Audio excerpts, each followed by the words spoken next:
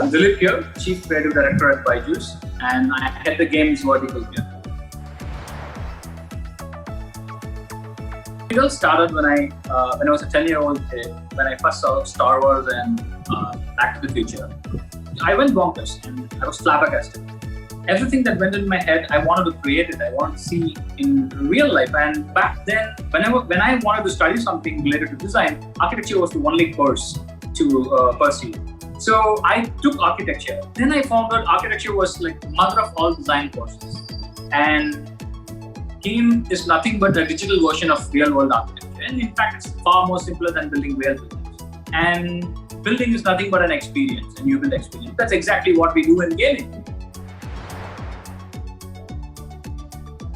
The inquisitiveness is a very inherent nature of human beings. We all discoverers. We went to Mars and we went to planets just because we are inquisitive. At some point in this time, our learning system has become very linear, and we at BYJU'S, we are coming up with frameworks to put us back that inquisitiveness. And we are coming up with behavioral mechanics and behavioral designs that will put us back and make the learning more inquisitive and engaging.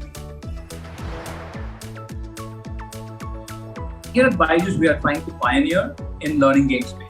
That's our sole motive. And to build a good product, to build the best product, you need the best team. We are like voraciously looking for top members and top contributors in the industry, and then we are trying to build a top product. And the products we are working are across the domains like AR, VR, vision, and whatnot. And we are building the next gen of education and technology. So I have in my career set up like 0 to 100 member team, 0 to 300 member team, more than twice.